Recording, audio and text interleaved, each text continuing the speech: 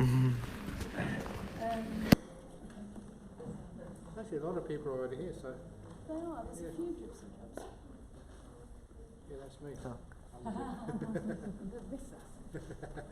Excellent. We're just going to wait for a couple of minutes to get things started. Yeah, that's somebody put on this. Yes. And we'll be able to start with a little guided meditation for everyone to calm down. And we'll... Can't hear? You need a mic. Okay. So we're going to start in a few minutes. Can people hear now? Yes. Okay.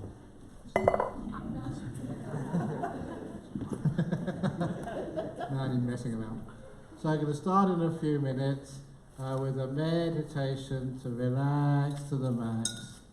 I'm not quite sure how far you've come. We just came in from Devon just on the train just a few minutes ago. Gives me a chance also to relax to the max.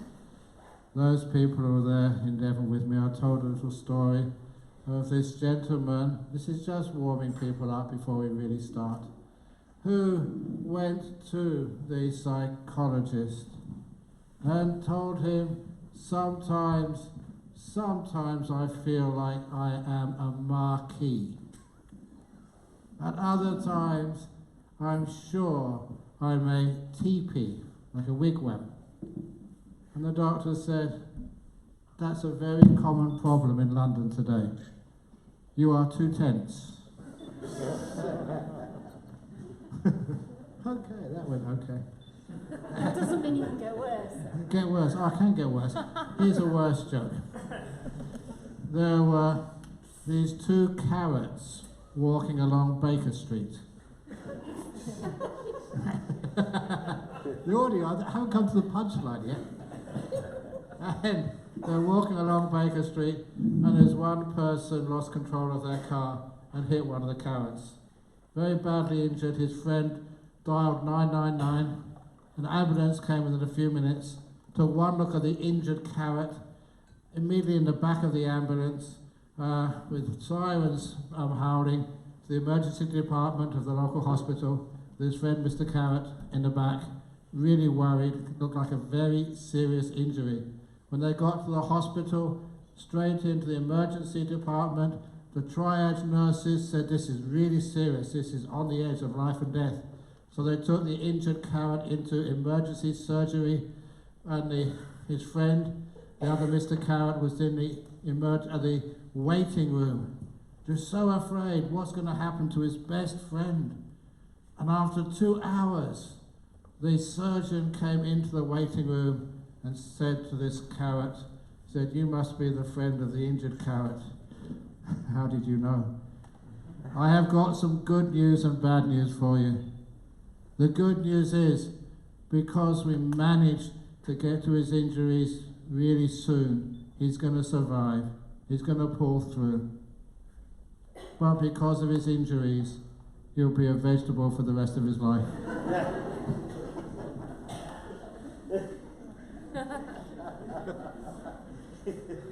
It does not get worse than that.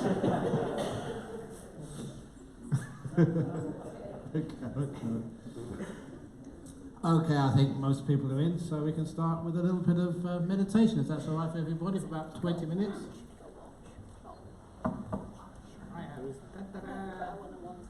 Right, just stop me. Yeah. Okay. So, first of all, water.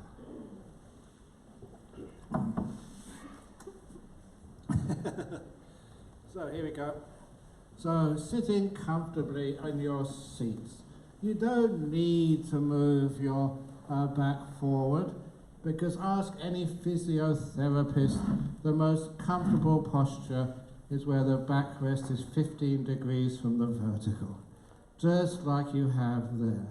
And it also means if you're leaning back a little bit, even if you fall asleep, you don't fall off the chair, because you're always leaning backwards, so you fall a bit further backwards. It's one of those things when people are meditating and have a straight back, if they fall off and injure themselves, they may sue the organisation, especially me. I don't worry that much because I'm leaving the country in a couple of days. But nevertheless, the organisation here may be in trouble. So, because we're tired. Because we've been working hard, rushing around. So, close your eyes. Sorry? You want to say one thing? You already said it. That's two things. This is the third thing. People are maybe still coming, so just because there's very few seats, if people at the edge of the aisle could move in, so that, because now you start meditation, they'll have to climb over you. So that would be really helpful. Then they can find a seat. Thank you very much. Very good. That's very kind. I know that people like to be on the end seats, so if I tell a really bad joke, you can get out without climbing over anybody. Okay.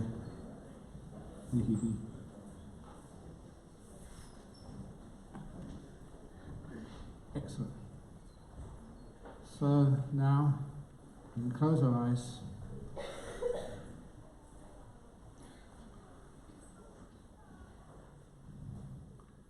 When your eyes are closed, please bring your attention to your body sitting here. To calm it down. And to be able to calm the body down, especially to bring awareness, or what we call mindfulness, onto your own body, a very helpful means is to ask a question of each part of your body, as if your body was made up of individual beings. So you can start off with your legs and say, legs, how are you? How do you feel right now? Do you need adjusting? If you're sitting on a chair, sometimes you need to push your feet forward, sometimes to draw them in again, sometimes to spread the legs. Find the best position for your legs on this chair. It's called mindfulness together with kindness. The kindness takes those extra steps to make the most comfortable position for your legs. And then you move up to your butt to see if you can fidget now instead of later. Aware of any feelings in your butt and adjusting your butt. And moving up to your back, asking your back, how are you? Do you need to be stretched? Or leaning forward or leaning back? Usually leaning back is the best. And then to your shoulders. How are your shoulders now? Sometimes the shoulders are like a group of strings being pulled apart on either side of your spine. And you imagine letting go of any tension, any pulling or pushing or squashing or stretching. Let your shoulders relax to the max. And then look at your arms and hands. Doesn't matter exactly where they are, but just ask, are you comfortable there? And really be aware and take what your body tells you with a sense of importance.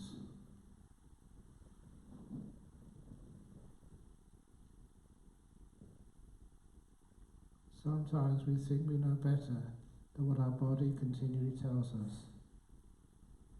So I listen to my body. If it's tired, I rest it. If it's tense, I relax it. Then go up from your hands up to your neck. How does your neck feel now?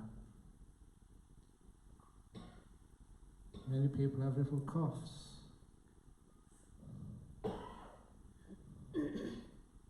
Sometimes those coughs, which we sometimes contact because we rush around and become a little tired.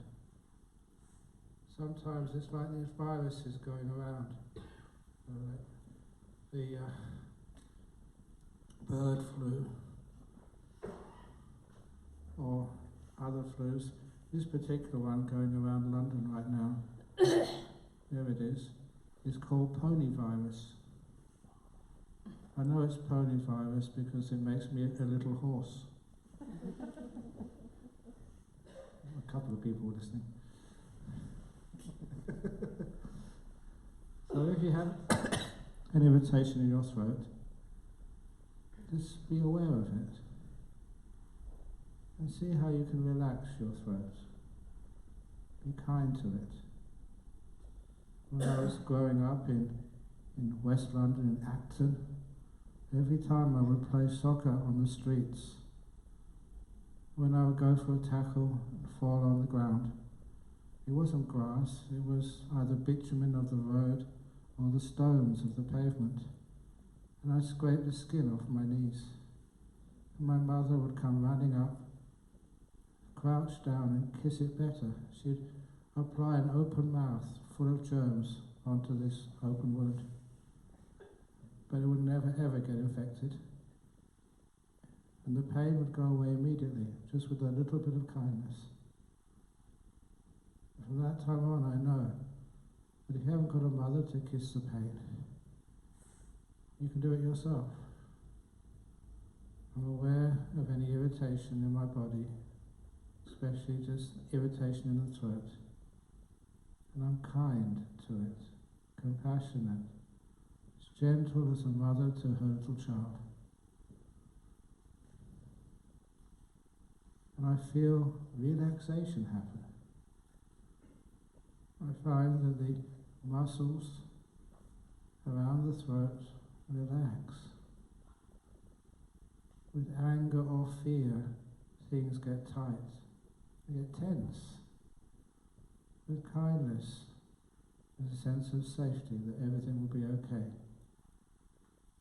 So the irritation lessens. My muscles don't overreact, and I feel so much more at ease, so I can give the talk. When I move up to my face, sometimes the muscles around the eyes and the mouth get screwed up out of fear, tension, anger. When I look at those muscles, I can feel the muscles around my eyes. I learn how to relax them. Muscles around my mouth, I relax those too. By relaxing, I take away the tension. Sometimes I imagine a guitar string or a violin string pulled apart, stretched by pulling it at both ends. I know when it's pulled tight and something hits it, a plectron or something, it makes a bing, a high-pitched sound. If I loosen the tension, when something hits it, it makes a dull sound. Boom. When there's no tension at all, and something hits it, it doesn't make any sound at all. This is my simile for resilience. If you're very tight, and a virus, pain, a disappointment hits you, you really feel it. But when you're so relaxed, you tend not to make any reaction at all. It's like a guitar string which is loose. Things hit it, and there's no reply. It's called resilience. All coming from knowing how to sit peacefully and relax to the max. Sometimes that I imagine my brain a couple of inches behind my eyes, between my ears, working so hard.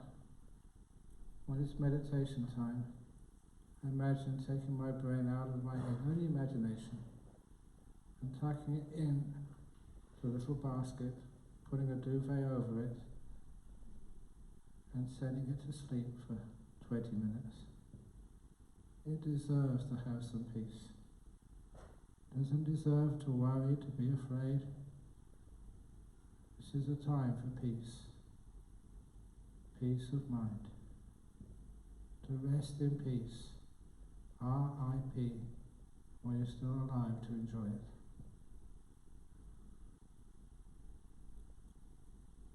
Then I notice my whole body sitting here in an armchair in Rudolph Steiner house.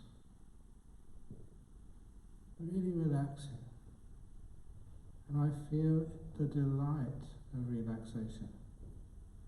There's a pleasure in my body which I've got to associate with my body at ease. I imagine it's similar if you've been lying on a recliner on some beautiful beach in Bali or somewhere, with nothing to do with the body fully relaxed, or being in a spa, had a massage. There's no tension to be found anywhere in your body. And you do that just by meditating. And there's a certain pleasure I feel, the delight of relaxation. I focus on that, I'm aware of that. Because when I'm aware of the delight of a relaxed body, my body gets deeper into stillness and ease, when nothing is being stretched or squashed or held tight.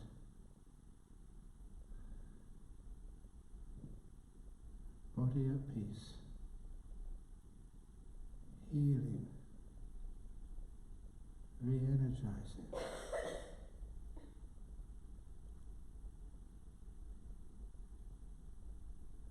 That feeling of delight in my body is a very attractive feeling, and it keeps me in the present moment. It gives a bridge to what's going to happen next, into learning how to relax the mind. And I imagine that I've been carrying 2 heavy bags on these journeys around England or around Europe, around the world, or like 2 heavy shopping bags. And I look at the shopping bag in my left hand, and it has a name, letters on the outside, not Harrods or Marks and Spencers or anything. It has the letters P-A-S-T, past. Because in that bag in my left hand, I've stuffed all my memories, both bad and good. All that stuff which I carry around from the past is in that bag in my left hand. And I've been carrying it for such a long time that my arm is tired, my shoulder hurts. And then I look, imaginary bag in the right hand. That has different letters on the outside of the bag. F-U-T-U-R-E, the future. Because in that bag, it's filled to the brim with all my fears, anxieties, hopes and dreams, which I too carry around so long, so even when I sleep I carry that bag, which means my right arm also is tired, and my right shoulder aches.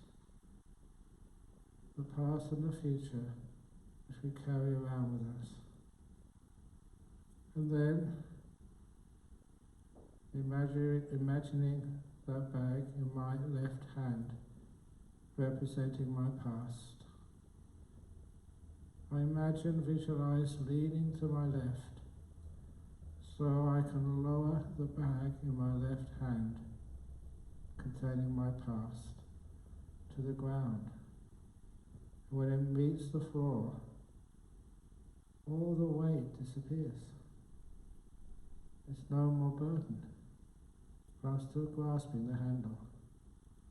And I imagine opening the fingers of my hand, moving my hand away from the handle of that bag containing my past, straightening my back so my left arm is hanging loosely by my side, relaxing, rejuvenating, re-energizing, so my left arm has let go of my past. I can always pick it back up again afterwards if I need to. I don't need to be afraid of losing something. But for now, I've let it go. And then I imagine the bag in my right arm, my right hand, the future, all those fears and plans and anxieties. And I imagine leaning to the right, allowing me to lower the bag in my right hand, representing the future, to the floor. And again, as it meets the ground, the burden is released. It's not heavy anymore, but the ground is holding it. And then I move my arm away from the handle. My right hand and arm, move it up to my side, so that too can re-energize, recuperate.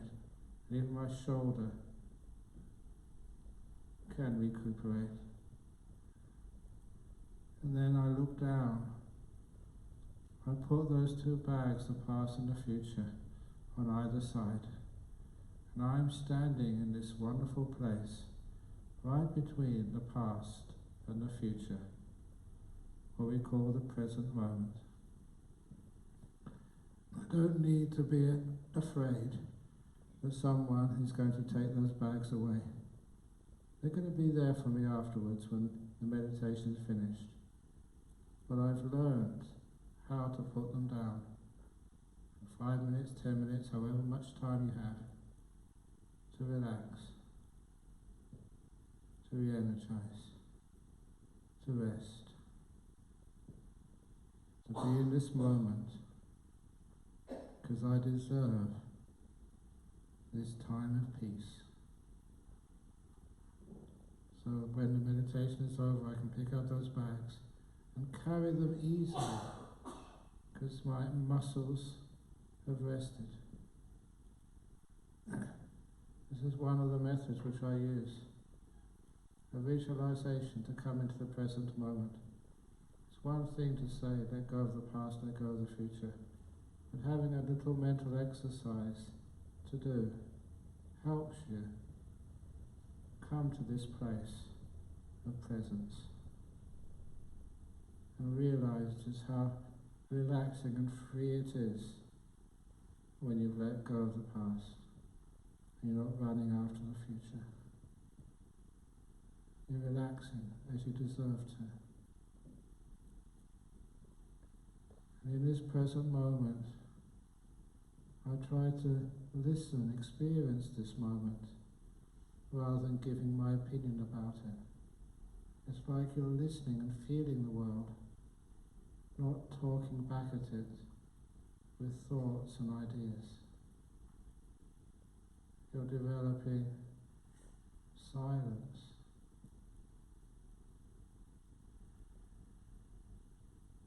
Just listen to the silence. You feel what it's like when you don't give anything a name.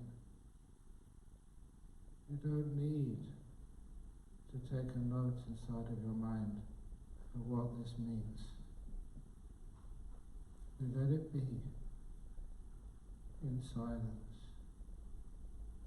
in the quietness of this moment.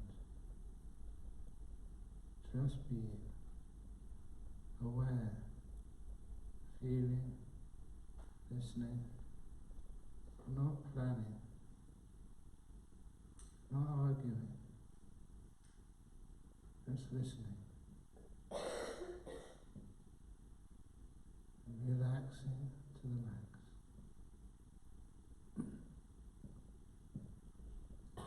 to take the calmness deeper. When we go in a car, we have a speedometer. When we look at the temperature, we have a thermometer. Now I ask you to imagine your peaceometer. How peaceful is your mind now? Giving it a number from 1 to 10. 1 is really, really calm. 10 is being agitated. From number 1 to 10, how would you describe your mind right now, your emotions, your inner self? How peaceful are you from 1 to 10? And once you are mindful of your peaceometer, what makes that reading, that measurement, fall closer to 1? And what raises that peaceometer reading, making you more agitated?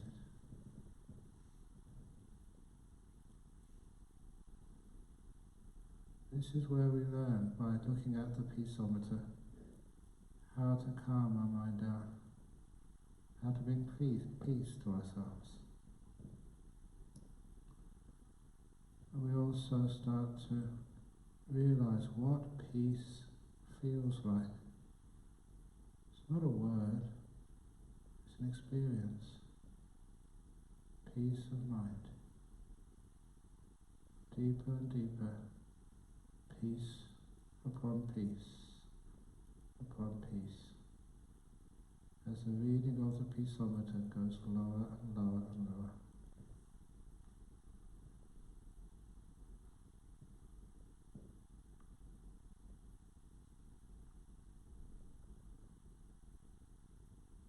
How does it feel to be peaceful?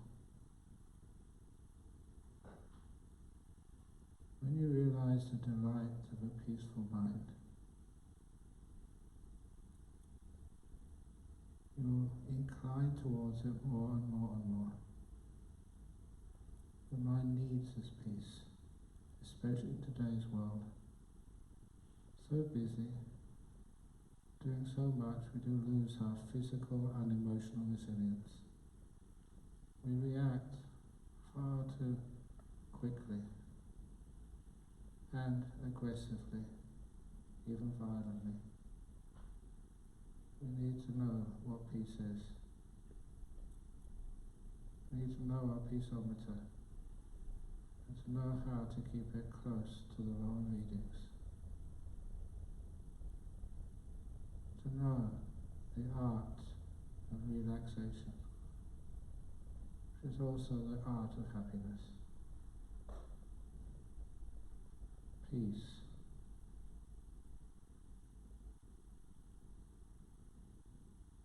So I'm going to be quiet for about 1 minute to allow you to enjoy where you have arrived.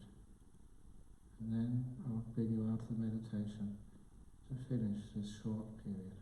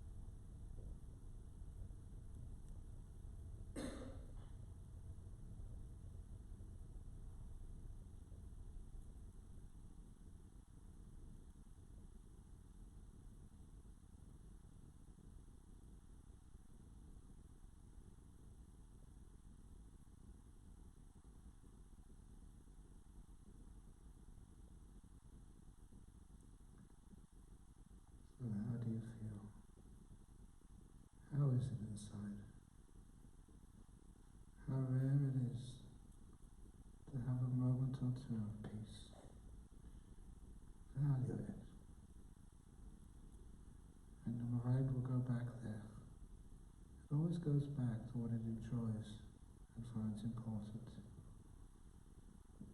So now, please put your attention on your breathing. Just breathing in, count 3 breaths. Breathing in, breathing out. Breathing in, breathing out, breathing in, breathing out. The 3rd breath, open the eyes to end the meditation.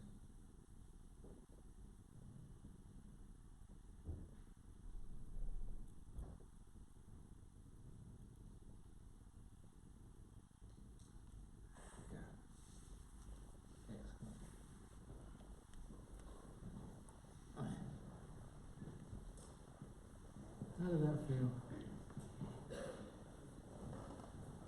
I was reminded, because I was just coming back from Devon this afternoon, that in 1973 to 74 I spent a year as a school teacher in one of the high schools in Devon. And this is the old days when you'd usually start the day with an assembly. And the principal of that school just wanted every teacher, including the new ones like me, to take the assembly 5 mornings and doing whatever I liked. And so I warned him that I was a Buddhist even then, and I liked meditation.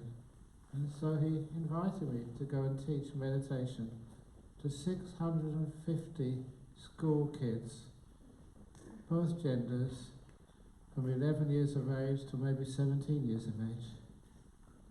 And I remember the occasion, going up on the stage and seeing 650 kids sitting in front on the floor as I said, I'm going to now teach you how to meditate, and ask them all to cross their legs, which they did, to close their eyes, which they did, to straighten their backs. And I remember just the wave of backs straightening up in the hall, and to start, in this particular case, watching their breath, but just for 5 minutes. And every kid did that.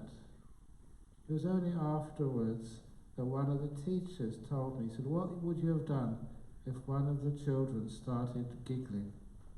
Only then did I break out into a sweat.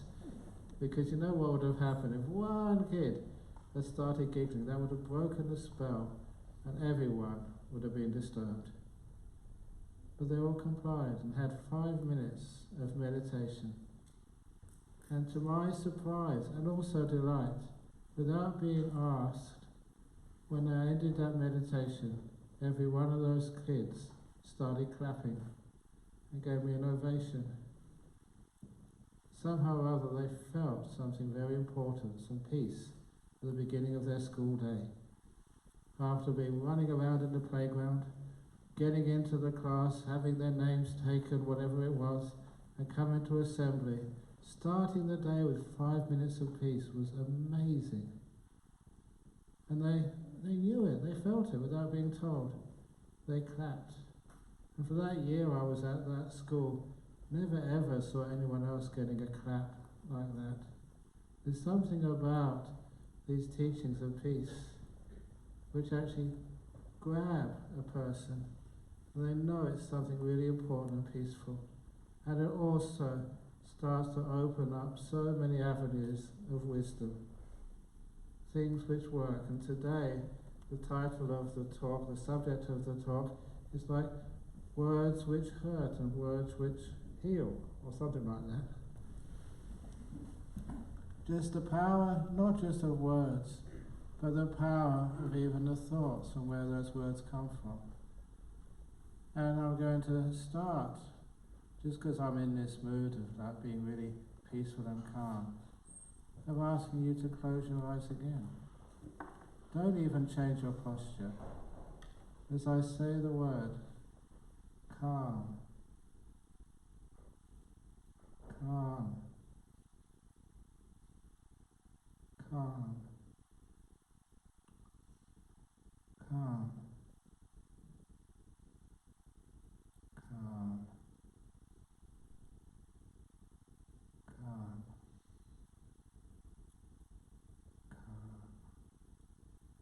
you can open your eyes now. But when you say a word has a meaning, has a power.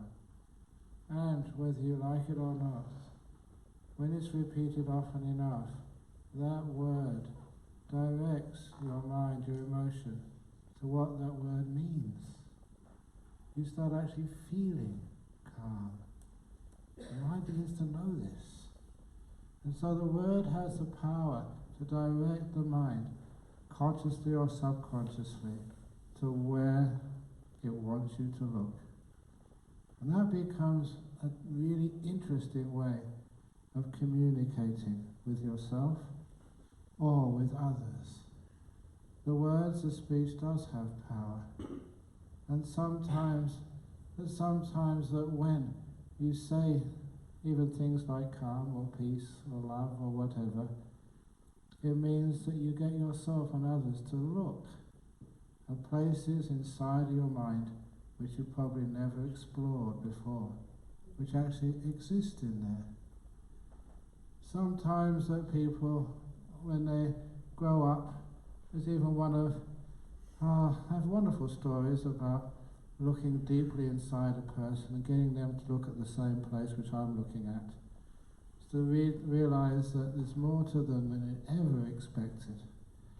There was one monk I was talking about earlier, that he was told by his grandfather when he was young, he did something bad at school, one of the exams he didn't really get, and his grandfather just took him aside and called him stupid and said, "You're hopeless, you're really dumb, you never do well at school." And because of that he never tried anymore at school. And instead he became a very funny monk with me. He's always got a very good sense of humour and makes everybody laugh. And once he became a monk, everything he did to such a high standard. And he became a professional cook. So we were really, when he was just in the monastery helping out, it was really, really an act of letting go to ordain him as a monk so he wouldn't be a cook anymore. His cooking was delicious. But then he did other acts in our monastery, other jobs. Whatever he did was perfect. He was highly intelligent, but just that one word from someone he trusted when he was young just changed his whole life. He was told he was stupid by someone he looked up to and trusted, and so he became stupid. And this actually brings me up to one thing which I learned as just as a school teacher. One had to learn some psychology, and the one experiment which changed a lot of how I look at other people and myself was an experiment done here in the UK. In the time when we had streaming, we had the different grades of school, grade 1, 2, 3, or class 1, 2, 3, up into the first form, second form, third form, fourth form, sixth form, or whatever. And in this particular case, it was something like the third year at high school. It was important, but not crucial like the O-level years or the A-level years. And there were 2 classes of 30 children. And after they gave the end of the year examinations, they decided not to publish the results, instead to split the classes up, or split the children up evenly. So one child, the one who came top, went in one class, together with the child who came 4th and 5th, 8th and 9th, 12th and 13th, 16th and 17th, and the children who came 2nd and 3rd, 2nd and 3rd, 6th and 7th, 10th and 11th went in the other class. It was just a method to try and split the classes up evenly. And the principal and the 2 psychologists who knew everything about this experiment, they chose teachers who they thought were equally competent, classrooms with equal facilities, everything as equal as possible, except for one thing. They named one Class A the other one Class B. Without telling any of the children or their parents, they were as equal as you possibly could make based on the results of that end-of-year exam. 1 year later, when they gave the end-of-the-year exam again, after another year of schooling, the children who went to Class A did so much better than those who went into Class B. They became Class A children. And you can imagine why. When they went home, their parents said, I don't know how you've done this, son, but carry on. Well done. The teachers expected more of them. They thought more of themselves, that they could do these subjects. While those children who went into Class B, you dummies, you should work harder, no special trips for you, you have to do better next year. They thought themselves worse. The teachers, they didn't teach to such a high level. They became Class B children. They weren't Class B, but because they were told they were Class B, for 1 whole year, they thought they were Class B, they were treated as Class B. They became Class B children. And that is one of the problems with words that hurt. So you never try to judge any person by saying, this is who you are. So I've seen that so often. Again, going back to my teaching years, that there was one kid. In my class, 30 children, one kid came bottom of the class. I had to give out the report cards, and as I gave out the report cards to this kid or that kid, when I gave it out to this boy and he opened this report card, bottom of the class, 30th in a class of 30. And you could see he never expected that. When he opened the report card, you could see his shoulders droop. His head was lowered. He showed all the signs of depression and also fear. Fear of what his parents were going to say that night to him.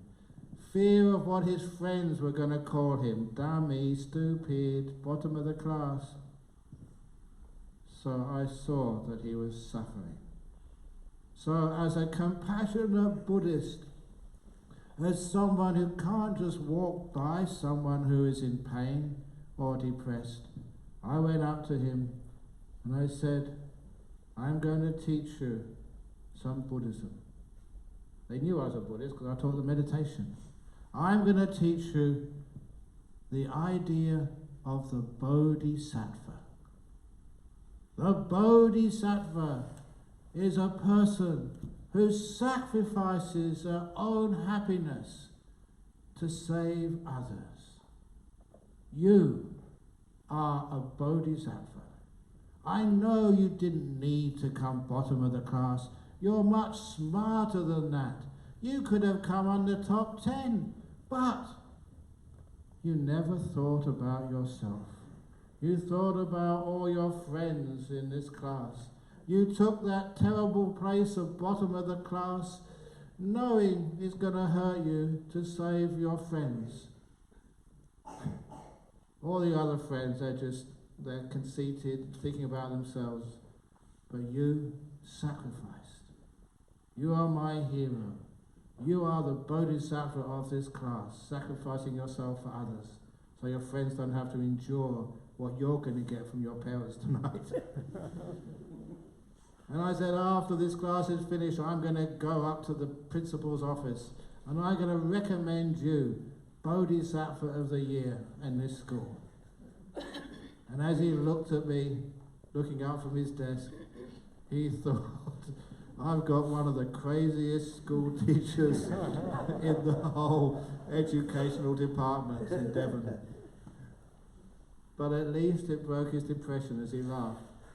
And when I knew I'd taken him out of that terrible state of disappointment, and I did mention to him afterwards, you are a Bodhisattva. But, I said, you're only allowed to take the Bodhisattva prize once in your school life. Next year, let someone else come bottom, not you. What I was doing there was trying to take away that terrible thing of judgment. of when we think we're bottom and then we don't ever try, ever again. We believe we can't do it. Now, this is where those words that hurt, stupid, ugly, hopeless, autistic, schizophrenic,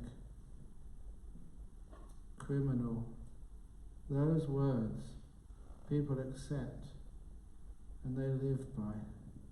They believe that's who they are. I, in my early life as a monk in the West, spent a lot of time in prisons, teaching meditation at first, and just getting to know some of the prisoners and learning so much from them. You know, it's a true story. The first time I taught in a jail, which was in a town of Bunbury in Western Australia. And when I went into the jail, I just could not believe how many prisoners came to my class. The number of prisoners in this jail was about 105, and about 102 came to my class. Imagine that turnout. Almost every prisoner wanted to learn meditation. I thought, wow, I never thought that prisoners, murderers, thieves, fraudsters were so interested in the spiritual life. And so I thought, wow, if they're so interested, I'm going to really teach them. And I only got to about 5 minutes of meditation, and this big fellow stood up in the middle of my talk. Can I ask a question? Normally you don't allow people to ask questions in the middle of the talk, maybe at the end. But this fellow was so big, about 6 foot, that was just across the shoulders. Scarred, tough, tattooed. I later found out he was one of the leaders of the gangs in the prison. And he asked, and as soon as he asked, I said, yeah, of course, ask a question. And he was the one who asked, is it really true that through meditation you can fly over walls?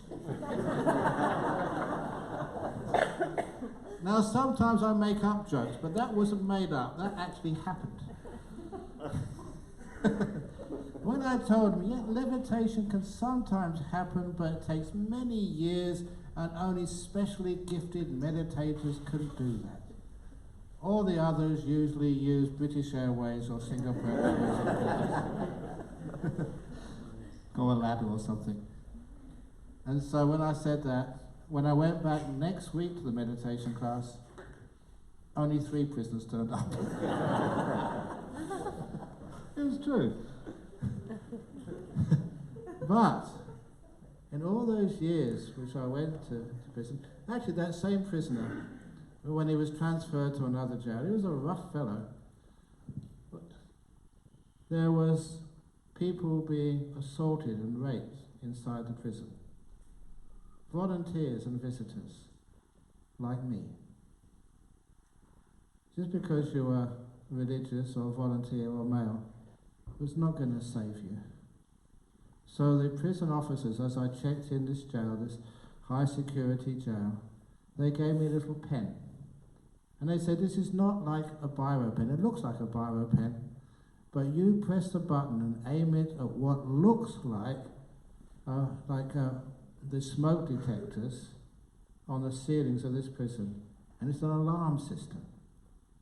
So if anyone tries to rape you or assault you, get your pen out, point it at one of the fire detectors, smoke alarms, press a button, we'll know where you are, we'll come and rescue you. They said, put it in your pocket. And I looked at the guy and said, pocket? I'm a monk. I don't have pockets. You have a great fun being a monk. You know, I'm going off in a tangent, but I haven't told this story during this trip, that I'm 68 now, and even though I can never have a pension, it's against our rules, I thought I'm going to go and get myself a seniors card. It's called a Seniors Commonwealth card in Australia, which you could have when you're 60, but I waited till 68. Why did I get one? Just because you can, that's all. So I thought it would be easy, just getting on a computer and putting in the details, but they said, no, you have to show up in person because there is what's called personal identity theft.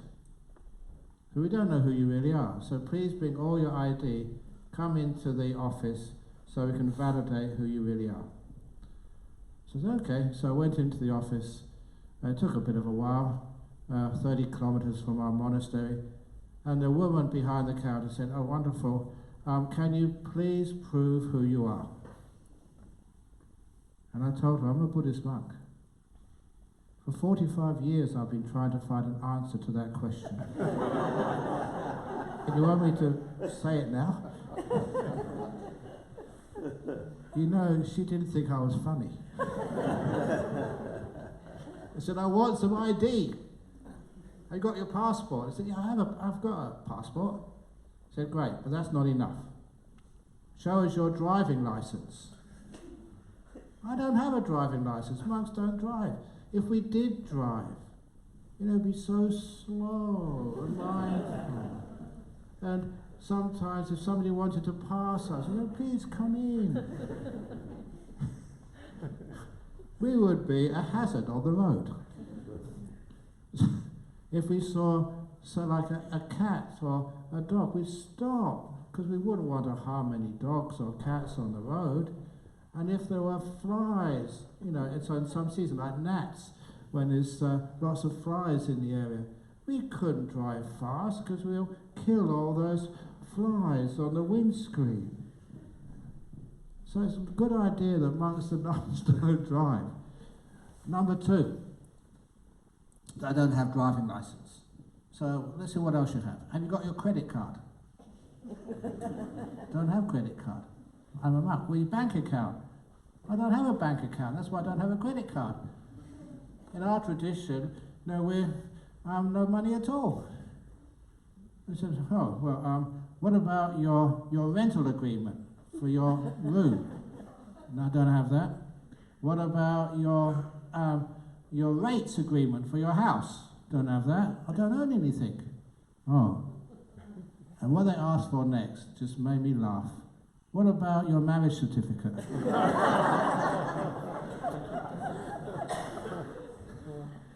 I don't have one of those. And all the things they asked me for, I don't have. And they said, you don't exist. According to government, you just don't exist. And I said, the Buddha was right. No self. So life is very fun as a monk. So actually, I got 2 passports. For one for Britain and one for Australia. So not really supposed to do 2 passports, but she took pity on me and proved that I do exist after all, but only just. Anyway, so back to where I was with the prisoner. In the prison, put the pen in your pocket. Don't have a pocket. Well, just hold it. Okay. So I went into my meditation class, and this prisoner, he saw me. Oh, welcome, Ajahn Brahm. You have one of those security devices too. It's supposed to be top secret. Everybody knows what's going on. It's a waste of time trying to keep a secret. So I said, yeah. And he looked at me, and he said, do you really think that you could press that button and point it at one of those security alarms on the ceiling before I could rape you?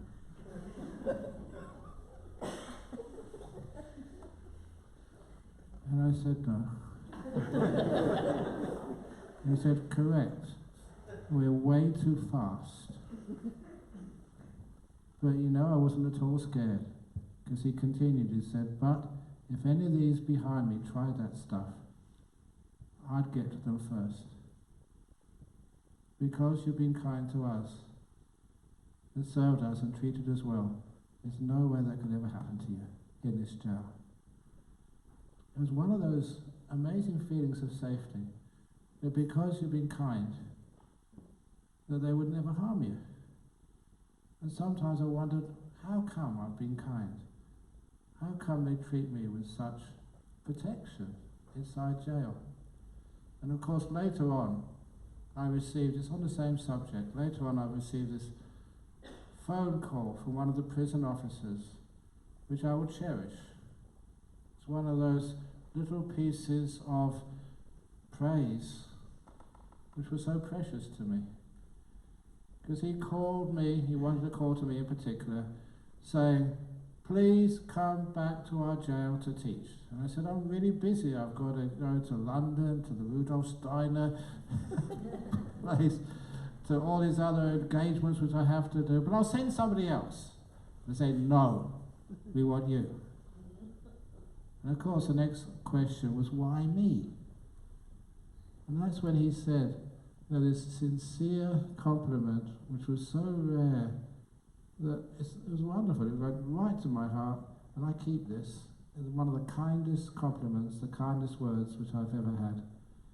And it was, we want you, because I've been in this prison service for such a long time, I'm about to retire. Every prisoner, no matter who they were, who came to your class, once released, never came back again. So I've never seen that with any other person in my whole life as a prison officer. I don't know what you've been doing. We want you back to do it again. And that made me really contemplate, what had I done? And the answer was, you looked way beyond what that person had been in prison for. To the point that I had never seen in all those years going into prisons, I've never seen a criminal. I've never seen a thief. I've never seen a murderer, or a rapist, or a fraudster. I've never seen any of those in jail. All I've ever seen was a person who committed a crime, a person who had murdered, a person who had raped, a person who had stolen, but never a thief. To understand the difference, if you call a person a murderer, that's all you're seeing, that's all there are. Just like the Class B kids, that's all they hear, and they become that. The thief, once they're released from jail, becomes a thief because that's their identity, that's who they think they are. But looking beyond that, they're a being, they're a person who's done so much more in their life than just those terrible acts for which they've been incarcerated. It doesn't lessen the harm and just the pain and suffering which they've inflicted upon others. But to look beyond that, there's more to them than that Class B act which they performed. Which means when they are released from jail, when they've done their time, the other part of them can grow and flourish. That's why they never need to come back again. And the same thing was with people with sicknesses. That's why I'm quite passionate, and maybe some doctors here, some psychologists, psychiatrists in that profession. I think it's quite inaccurate and actually imprisoning to call someone schizophrenic. There are people who have episodes of schizophrenia. And I'm telling this story once when I was giving a lecture as part of the Singapore Mental Health Department celebration of 50 years up in Woodlands, in the north of Singapore. And they were trying to make a mental health hub. In other words, getting the top of the range treatment for all these diseases so people could come from other parts of Southeast Asia for treatment. So when I gave my talk, after my talk, this professor of one of the units in the Singapore mental health units said, I like your talk very much. I'm a Catholic, but can you come and bless my ward? Buddhists don't bless Catholic wards. He said, no, please come. And I thought, why? He said, because your talk describes how I treat my patients. I said, what ward are you in? He said, I am the professor, the head of schizophrenia in Singapore. How do you treat your patients? How do you treat schizophrenia in Singapore? He said, just as you said, I do not treat schizophrenia as a professor of schizophrenia in the Singapore mental health complex. I thought, wow, this is interesting. What do you do then? I treat the other part of the person, the part that is not schizophrenic. And the few Sri Lankans here, I worshipped, I put my hands up, sadhu, sadhu, sadhu, to that professor. At last, somebody understands basic psychology of the human being. Imagine you call a person a schizophrenic. Imagine that they do exhibit some of those behavior. They're becoming the class B schizophrenic person. Look beyond that. There's more to them than that. Focus on the other part of them. And the other part of them starts to grow. But if you call someone stupid from the very beginning, those are not just words that hurt. That's words which imprison a person for the rest of their life. They become that. I love cutting-edge science, psychology, schizophrenia, anything which is weird or scientific, which challenges, I really like, because sometimes I see that things aren't working. And so, because of that when a person came up to my monastery, they wanted to become a monk, and they were schizophrenic. What to do? Could I handle schizophrenia as a Buddhist monk? And I gave them a chance. I looked at not just their schizophrenic behavior, but the other part of them. And I'm so proud that that monk is now a senior monk at Tara, teaching, helping out running stuff, and one of the marvelous success stories. And anyone who ever saw him would never ever think that he was on clozapine, schizophrenic, but living a wonderful life, mindful, aware, and one of the main teachings was, you are not a schizophrenic. Don't label yourself that. You're a monk, a person, a being, who sometimes can have the schizophrenic fantasies and delusions, but you know you're much more than that. And keeping on focusing on the positive part, keeping on emphasizing and making sure he sees that, then the schizophrenia is almost not discernible at all. It's wonderful little things, because you don't just talk about this, I practice this stuff. And it's the same with sicknesses. Have you got cancer? Are you a cancer patient? Or are you a person who has cancer?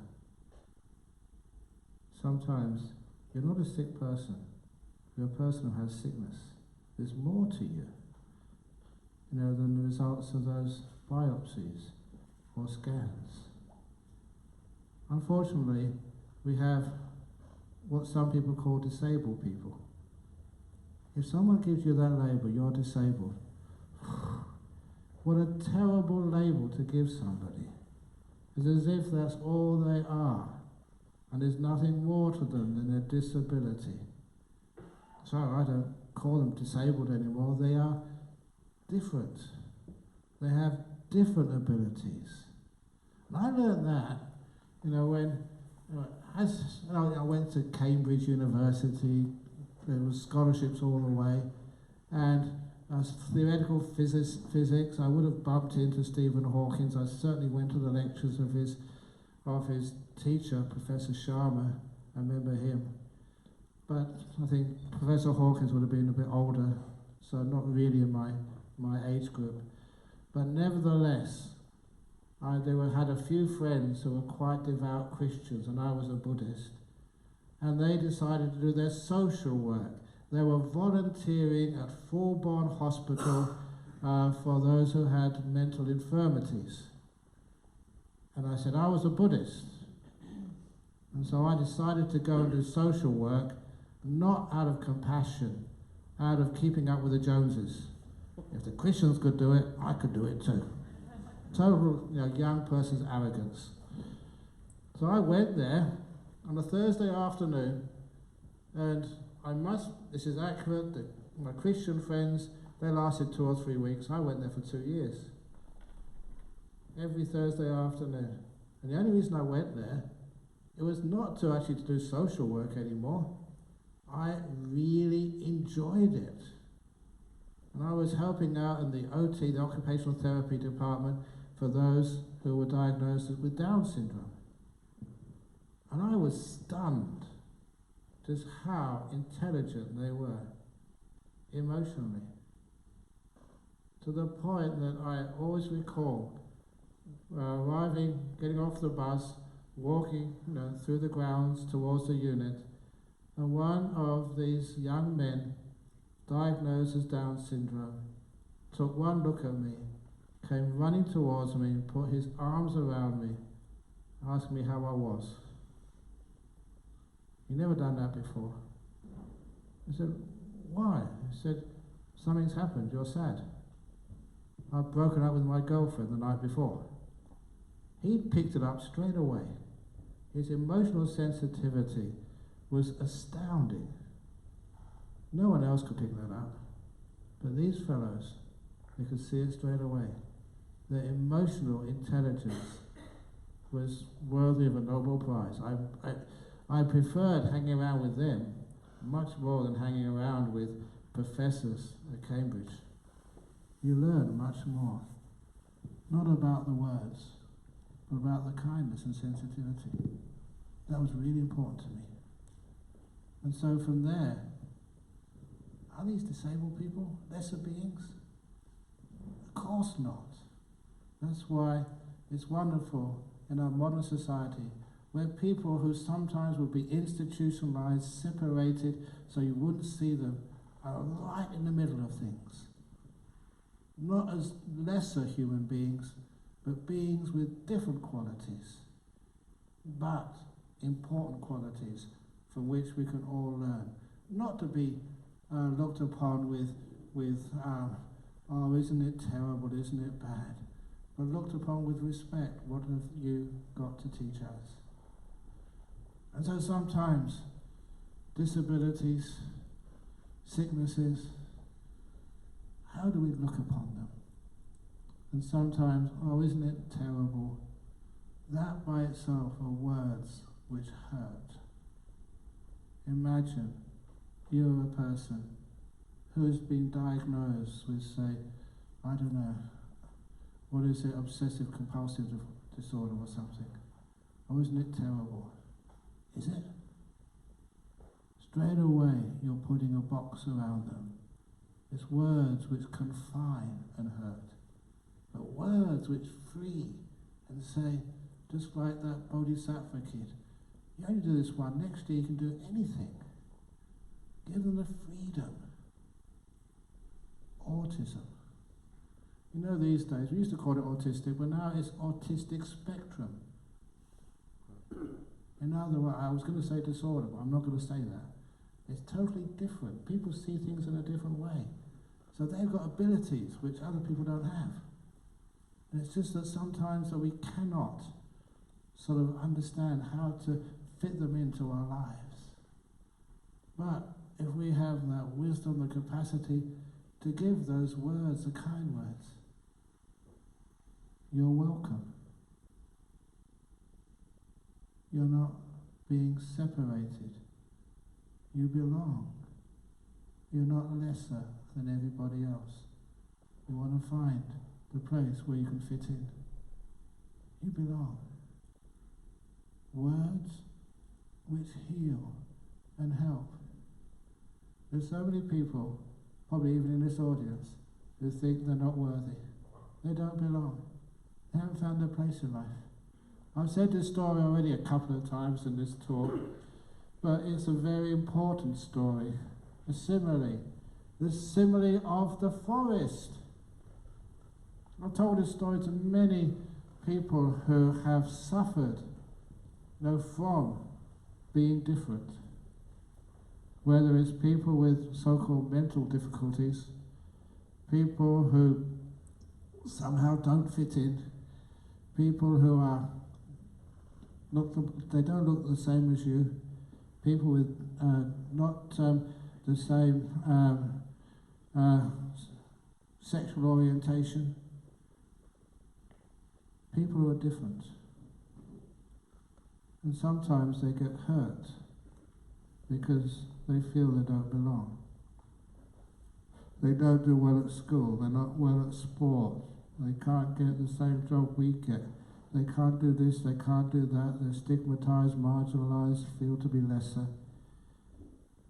And I say the story. If you think you don't belong, that there's something wrong with you, please go for a walk in a forest, a natural forest, not a park or plantation, a natural forest, even somewhere around London. It's a long time since I've been to those forests like Epping Forest or wherever, but go to a wood or forest somewhere and find a perfect tree for me. A tree which is straight, with all of the branches equally spaced, with the branches straight, with the twigs on them and leaves all nicely spaced, no leaves which have been eaten by the bugs, no branches which have fallen off, nothing twisted or bent. If you can find such a tree like that, you'll be the first one. I live in a forest, I'm a forest monk, I've never seen a perfect tree. Even sometimes when I've been to Germany, German people love their forests. I've never seen them going into the Black Forest with sandpaper to make sure there's no scars or something on the barks of the trees. In fact, no one would ever think of doing that. Number one, there's no perfect trees in any forest. And number two, the ones which are the most twisted and bent and damaged are the most beautiful trees in the forest. So don't go and find the most perfect tree, find the most beautiful tree. And you'll find the most beautiful tree in the forest, the ones which are twisted and bent and damaged and scarred. They're the ones you want to visit again and again and again, and have your photograph taken underneath it. And the meaning of that story is, every tree belongs, just like every human being, no matter who you are, no matter what race, religion, age, abilities or lack of abilities, every human being belongs in this great forest called humanity, human beings. And number two, if you are twisted and bent by life, scarred and damaged by the storms of which you didn't make happen, which have scarred you, damaged you, twisted you, you are some of the most beautiful trees in the forest. Welcome. Those are words that help and heal, not words that hurt and separate. Sometimes the words that hurt are just words that separate, which cause divisions in our world, which make people on the other side of those walls feel they're not connected with the other people on the other side of the wall. Divisions, separations. Recently, it was a year and a half ago, that's right, September last year, that I was invited to do a peace event in South Korea. Actually, not quite South Korea. It was in the demilitarized zone between the two Koreas. You may have remembered at the time, that President Kim Jong-un of North Korea had fallen in love with President Trump.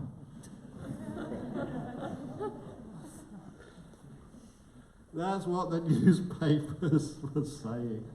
So anyway, real people, the Buddhists of the Jogje order over in South Korea, who I associate with a lot, that they wanted to do an event, a peace event.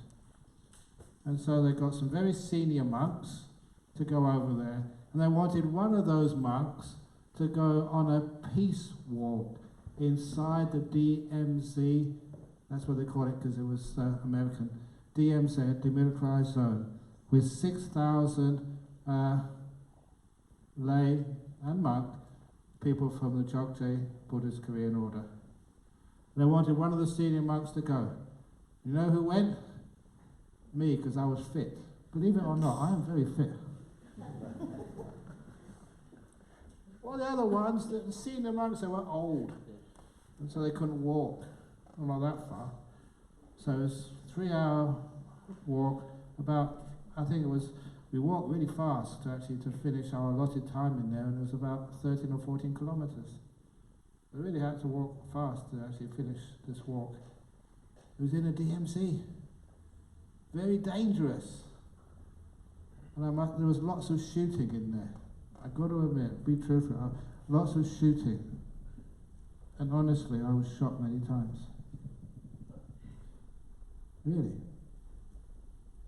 With cameras.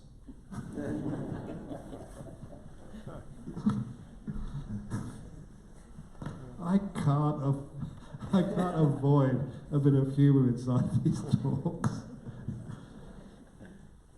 But anyway, while you were in there, that DMZ, that you could see that many of the people who were walking with me, who were South Koreans, were crying. Because on the other side were family and friends, close relations they hadn't seen for I don't know how many years. They didn't know if they would ever see them, whether there'd be any reconciliation before they all died. And it was so painful to see a division like that, people of the same race, people who loved one another, have been separated for almost ever. Walls between peoples, between religions, between philosophies cause so many problems. So, to understand that how we can say words of kindness, good words which bring people together, rather than stigmatize people. This is a story which I said recently.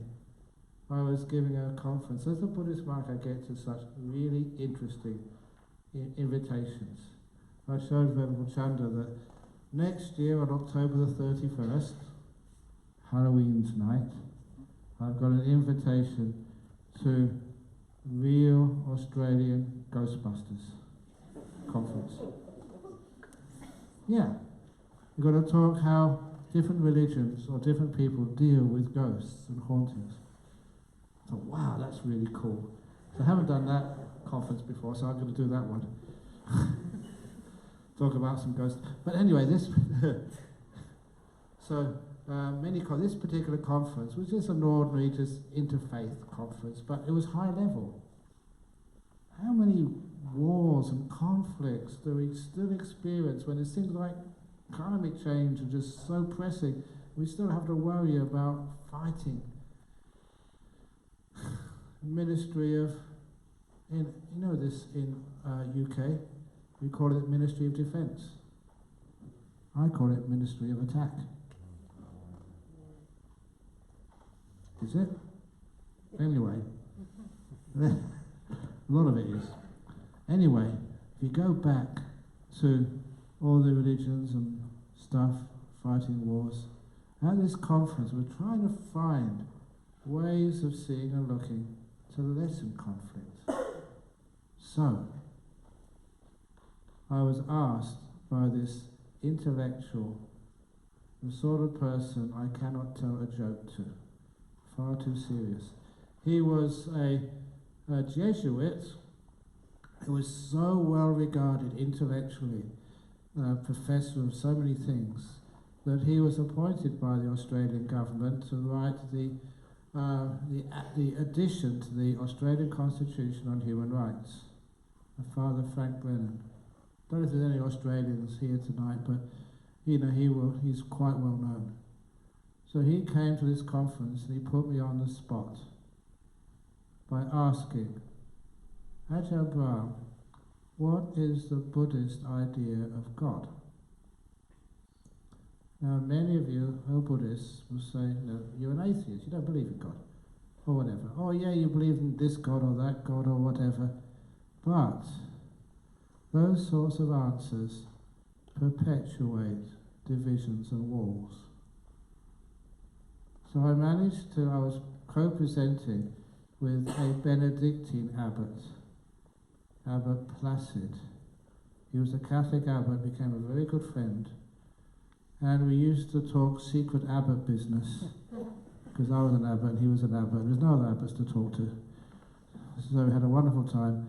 And I remember he had this really old monastery in Western Australia, a couple of 100 years old.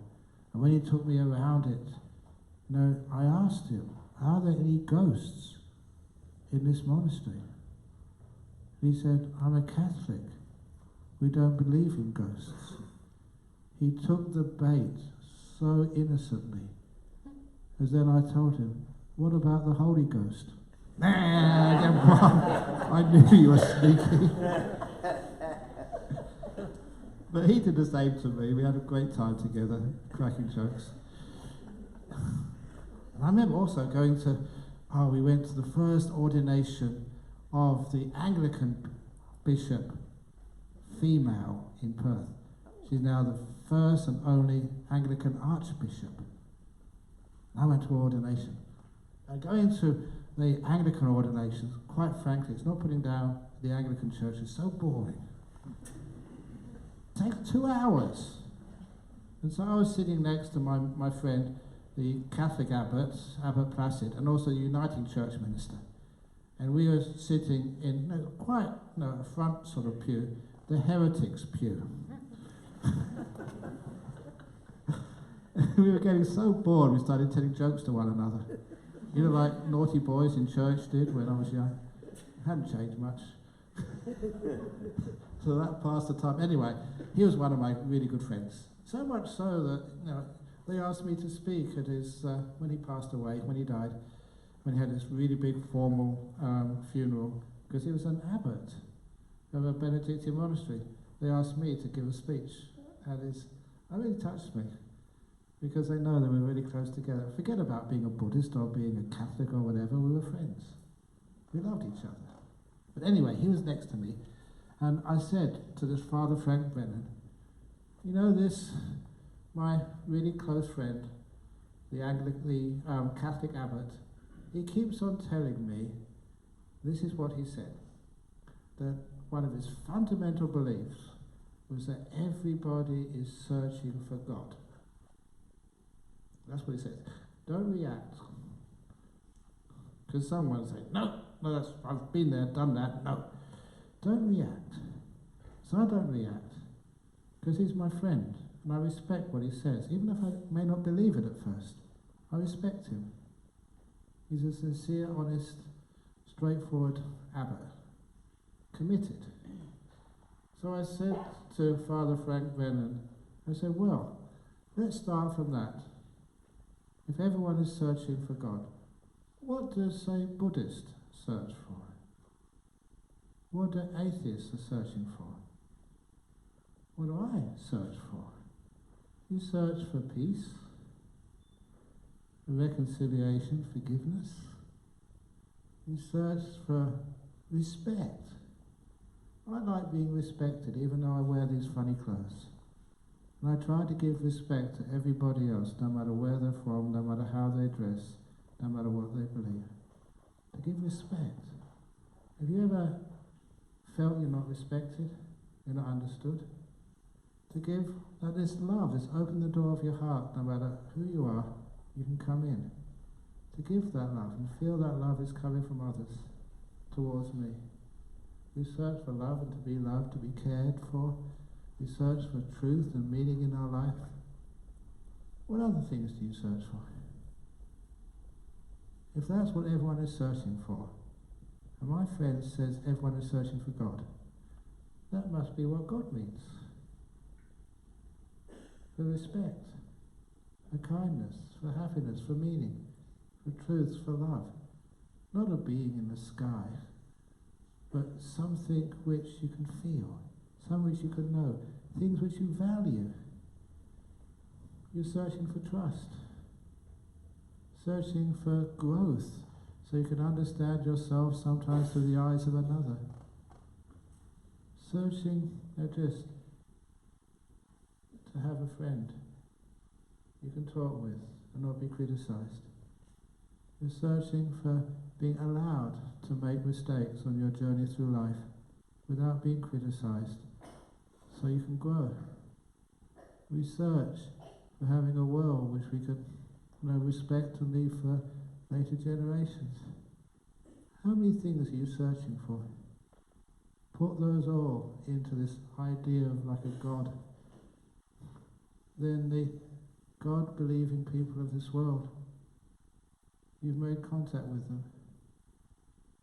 You've taken down walls, things which can unite us, which are important, which have meaning, and which take our community further. Those are words which break down walls and barriers, not words which make barriers, which separate us. So remember this Father Frank Brennan, wow, that's amazing. And of course you can only get these ideas on the spot, off the cuff. Actually I don't wear cuffs, but anyway, you know what I mean. Off the robe. So sometimes, to get the nice words, the words which take our understanding of life deeper, we have to just meditate, be still, and trust what comes out from our mouths when we're coming from the right place. They do become words which heal, words which see past the hurt which somebody might have given you, words which reach the other person and make them your friend, so they can be with you forever. A kind word is really just so rare in this world that it's treasured. Thank you, and you mean it. I care for you, and you mean it. And I respect you, and you mean it. Those are words which heal. You know that you need those, and even I need those as well. So sometimes I can say a stupid joke. What did I say that for? You're laughing because she's been travelling with me the last week or two. I don't know how many stupid jokes she's endured. But you know what happens when you tell a bad joke? They remember it, they tell somebody else afterwards.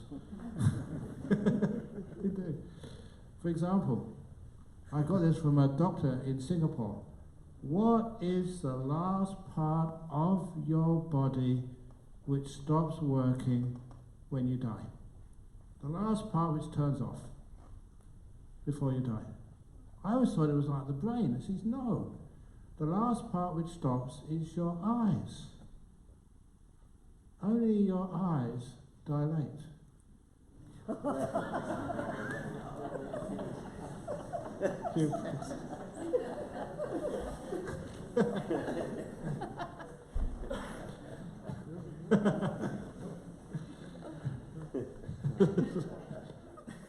So poor Sister Chan, I don't know how many times she's heard that, but nevertheless, she understands. But that's the Ajahn Brahm. And so that's just respecting one another, being kind to one another, and even being so kind. She keeps on laughing at all of my jokes. Thank you, Venerable Chan. Okay, so that is the talk so far. Now we have time for questions and answers and comments and complaints. Okay, if you want to clap, you can.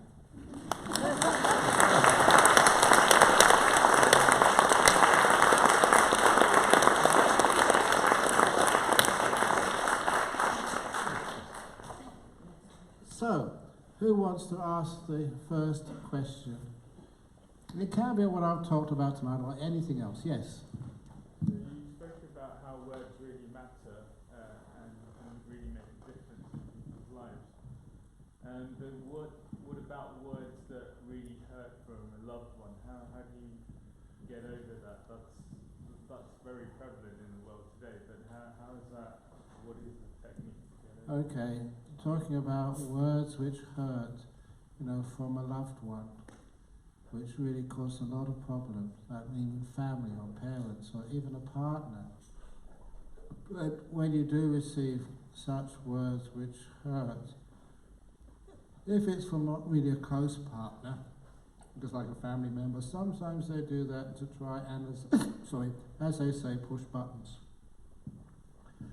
In brief, I was told by Ajahn when he was still alive, one of the worst words you could call somebody was as a dog, like a cur, like a Mongol. And he said, if anybody, Ajahn Brahm, if anyone ever calls you a dog, have a look at your bottom. See if you have a tail. I haven't got a tail, so I'm not a dog. In other words, don't allow the other person's anger or stupidity to affect you. Somebody calls you stupid, and you think, why did they call me stupid? I'm not stupid. They've got no right to call me stupid. And if you're mindful enough, you realize they've just called you stupid 3 more times. Every time you remember it, they're calling you a bad name again. And actually, if that's how you behave, they were right, you are stupid. By not letting it go immediately. No one can hurt us if we don't allow them to hurt us. You have a choice. Choice to believe what other people say, or choice to know who you are. Sometimes they're right. You're allowed to make mistakes. So don't try and be perfect. Don't try and be the perfect tree in the forest which doesn't exist. Be fallible. Make mistakes. Making mistakes is just some of the most beautiful moments of my life when I've got things wrong. Such as when I was called up to the hospital, an emergency.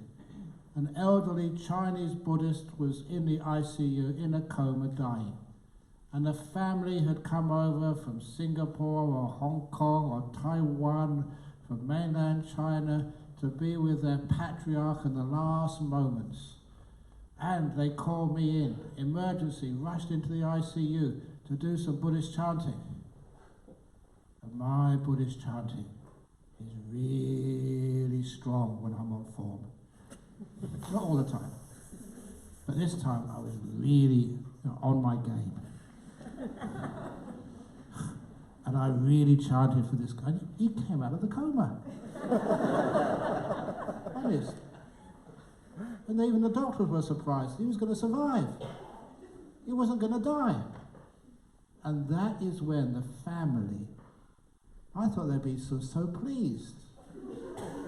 But no, they were so angry. Ajahn Brahm, we've already arranged the funeral.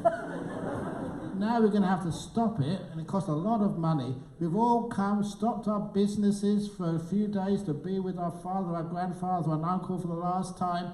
Now you've ruined everything.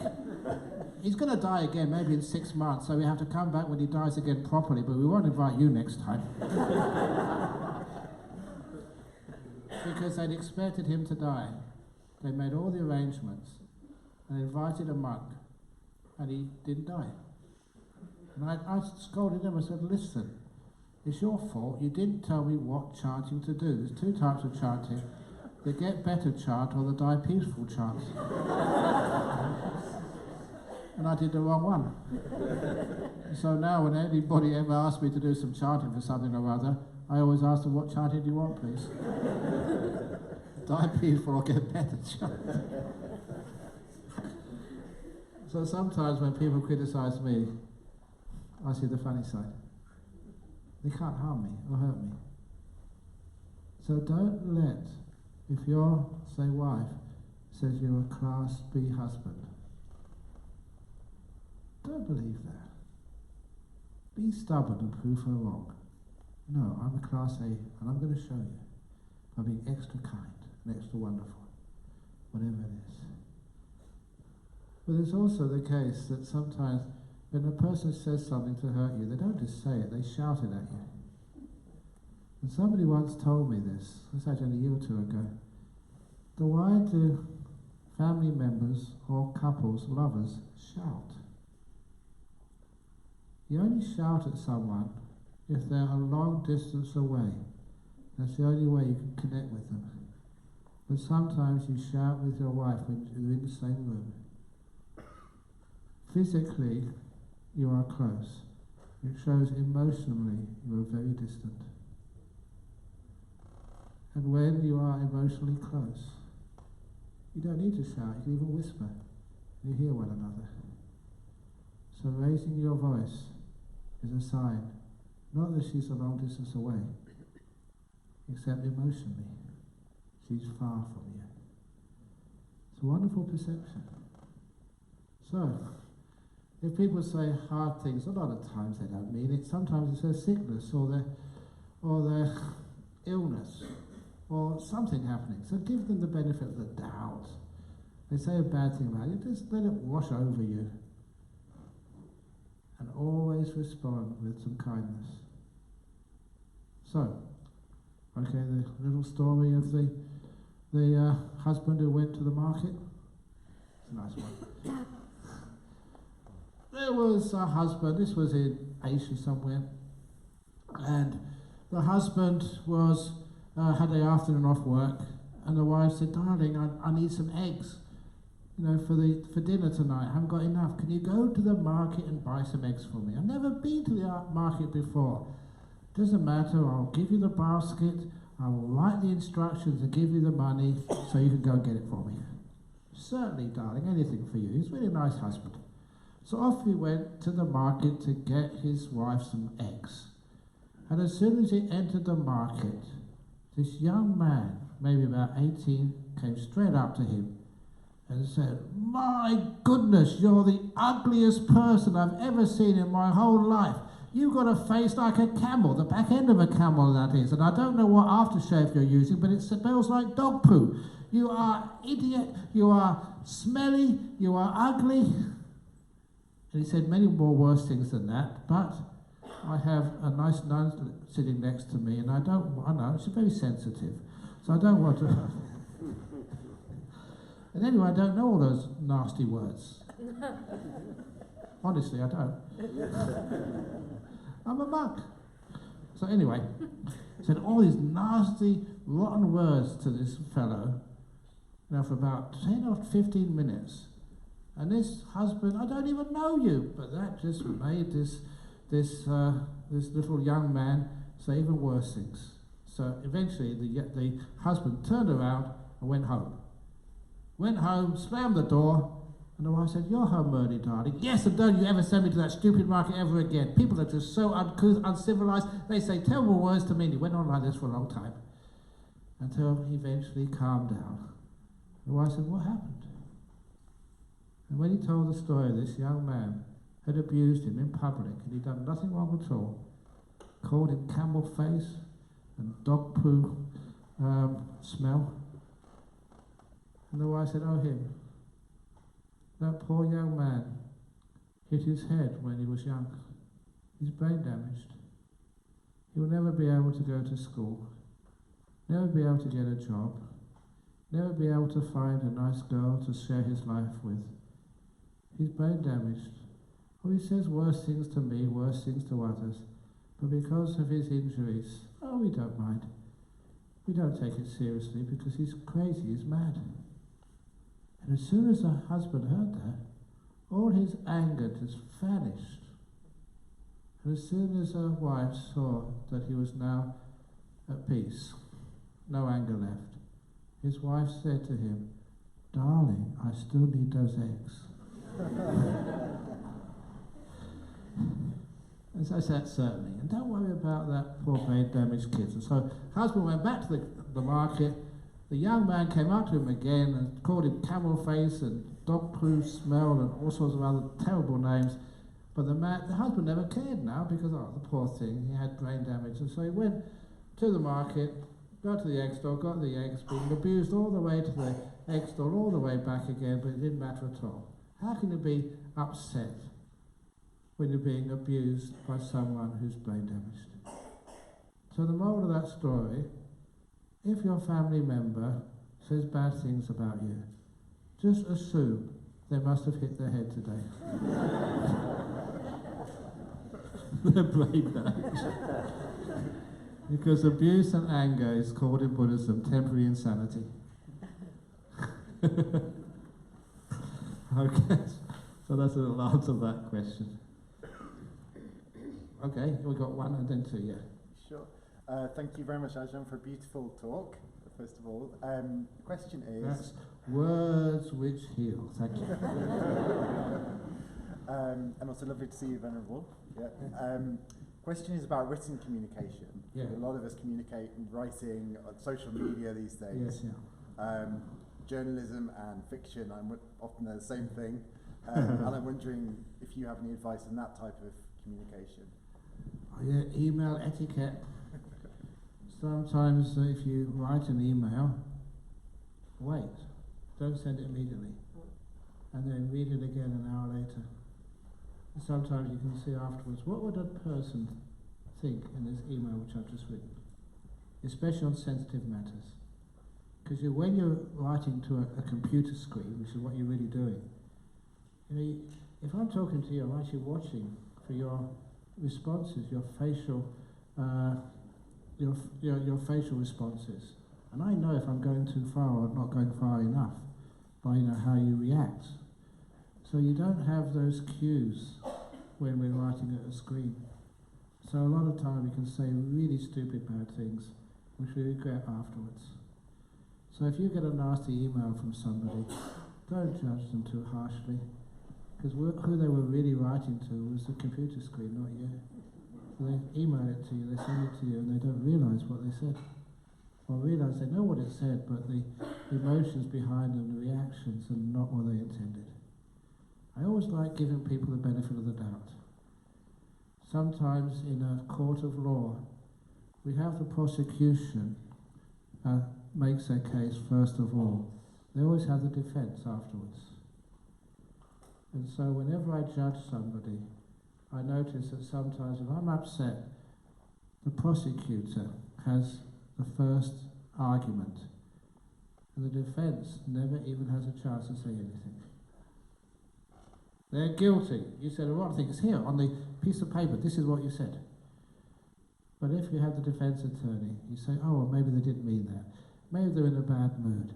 Maybe they even didn't write it. Maybe that's not what they meant. So we give people the benefit of the doubt. If you give people the benefit of the doubt, we have a much happier world. Or just ask them afterwards, is that what you really meant? They'll say, no, that's not what I meant. So be careful.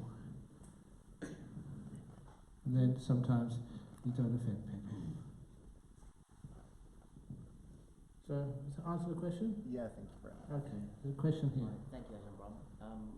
I find that people tend to say things, harsh words, and we, it goes both ways, me and other people, out of fear. And I suppose my question is, how do you have any advice around how to deal with that fear? Sometimes you can see it on kind of people's faces when they say things to you, and it just out of fear of the situation themselves.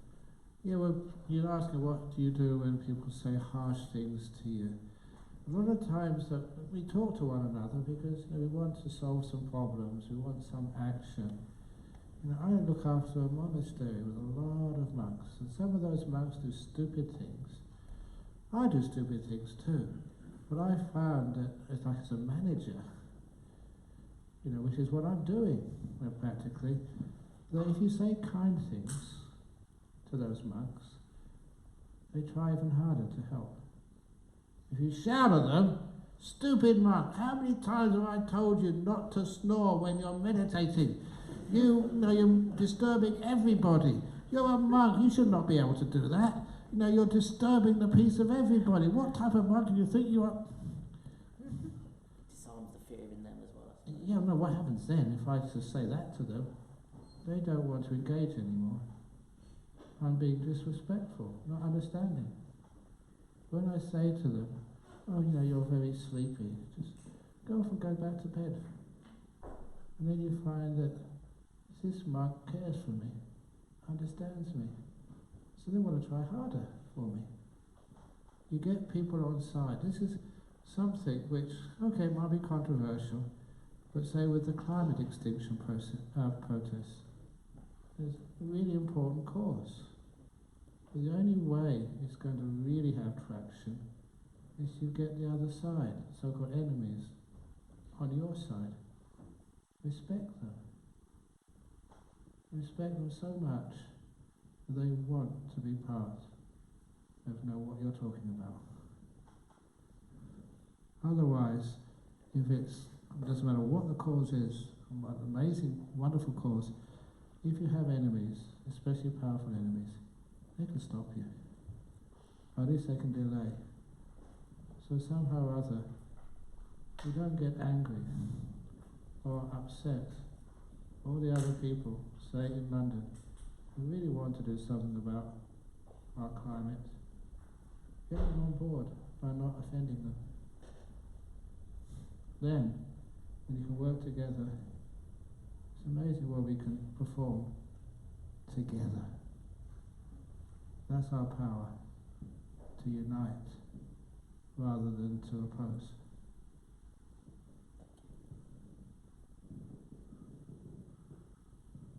Okay, it's over there, yes. I'll bring the mic. Okay.